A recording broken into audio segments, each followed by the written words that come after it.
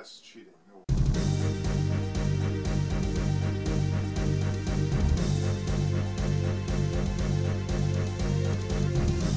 It's time to take a wild ride back to the past. Sit back and relax and enjoy this episode of Memory Lane.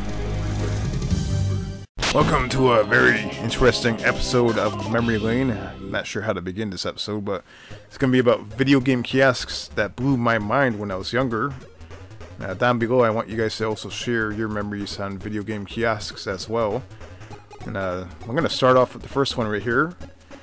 I remember when I was probably about age 12, going to Funkoland. It's around 1998. And as soon as I walked in, I looked over to the right and I saw a Sega Saturn kiosk. And it was demoing Sonic R. And as you can see here, I have some footage of Sonic R that I recorded a while ago. And I walked up to the Sega Saturn and I picked up the controller and I played Sonic R and the Sega Saturn for the very first time. And it blew my mind. I actually very much enjoyed it. And it made me really want to get a Sega Saturn eventually someday. And guess what? Today I own a Sega Saturn with quite a bit of games. I probably own over 60 games for the Sega Saturn. And my desire to own a Sega Saturn all these years came from that very moment. At that time I owned a PlayStation. And I briefly owned the Sega Saturn back in 1998, but it died real quick. There was something wrong with it. But it was an American Sega Saturn. I definitely had Daytona USA and all that stuff, Virtual Fighter. But unfortunately, that particular Saturn console, for some reason, had issues. So I enjoyed it for the 4 to 6 months I did have it. And many years later, I bought a Japanese Saturn. That single day right there that I walked into Funkoland is what made me own a Sega Saturn. It definitely blew my mind. Now the next video game kiosk that blew my mind was also in Funkoland around the same time. I remember walking in to Funkoland. I forgot what I was walking in for, but I remember walking into Funkoland and behind the counter they had a demonstration of a Nintendo 64 game, WWF Warzone, a wrestling game. And I do remember it vividly that they had it on like a 13-inch CRT TV, and the graphics blew my mind quite a bit. Now, it's by today's standards, yeah, it doesn't really look that good at all. But for back then, it was pretty damn amazing. It had what I consider high-def graphics for back then. And it definitely had a look that I wasn't quite used to on the PlayStation for some reason. It just had that look. And it made me want to play the game. Unfortunately, I couldn't play the game because it was behind the counter. And it was amazing looking. And eventually I got the game on the PlayStation, which it was definitely very much enjoyable for me. But yeah, probably a couple years later I bought a 64. And I was very happy that I purchased a 64 because there was plenty of good games that came after that I enjoyed playing. But yeah, what made me really want to get a Nintendo 64 was that very moment that I walked into Funkoland and I saw the WWF Warzone demo being played on it. It definitely blew my mind how realistic it looked. It looked awesome. And last but not least, this is a special moment in my childhood, walking into a electronics store. And you can see right here, this is Nobody Beats the Wiz. Definitely don't see those stores around anymore. And here I have a little drawing I made right here. I kind of made this drawing just so you have an idea of what I experienced. It's probably around the age of 9 years old. It was 95. The reason why I know it was probably around 95 is because they had PlayStation, 3DO, a Sega Saturn, and they still had Super Nintendo, which means Nintendo 64 did not come out yet. And they had Atari Jaguar all on display to play. As soon as you walk in, you just take a left. And you take a left, it's right there in the front of the store.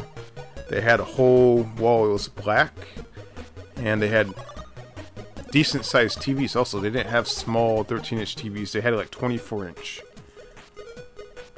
You walk in, and you can literally pick up a controller to any console and play whatever you want. It was better than almost going into an arcade. It was unbelievable. I also remember in that store, they literally had everything on demonstration. You could walk over to the far left of the store where they had the computers. Nearly every single computer was on demo. Electrical, musical keyboards, everything was on demonstration. It was insane. But from what I can remember, the 3DO and the PlayStation are demoing sports games, which I really wasn't interested in at all. I believe the Sega Saturn was also demoing sports games, so it appeared that all three new CD-based consoles were demoing sports games, which I had no interest in.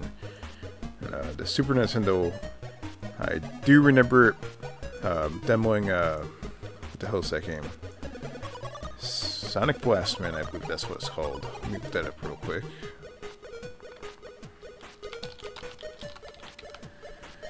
Yeah, Sonic Blast Man. It's one of the later SNES releases.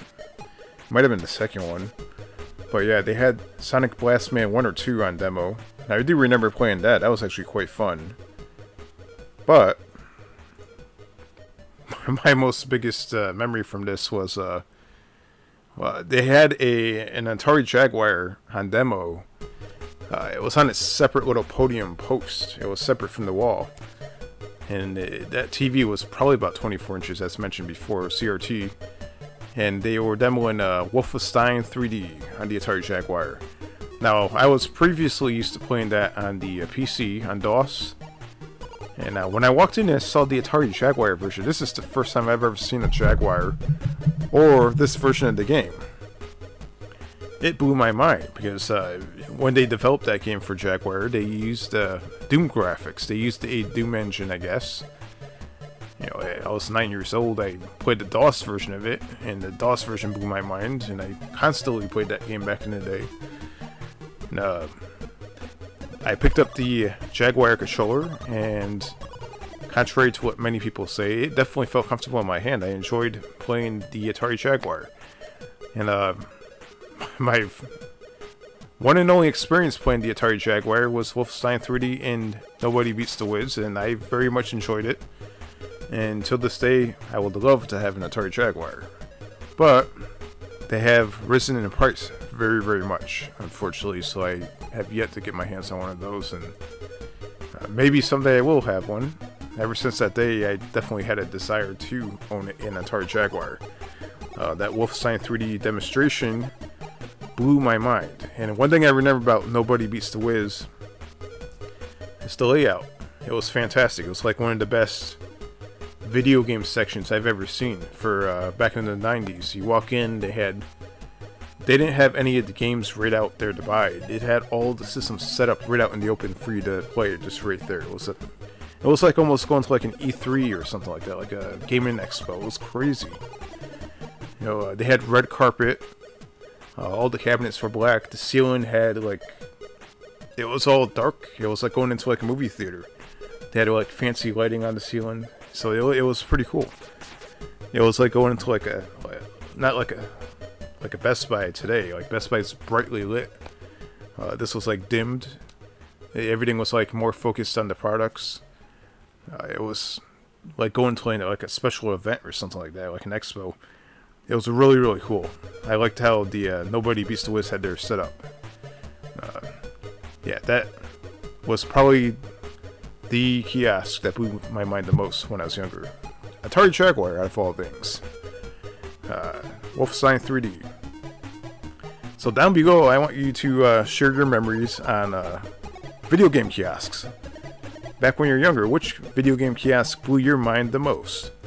I was curious to know. I mean, definitely the Jaguar Wolfenstein 3D demo blew my mind the most. It was definitely an awesome experience.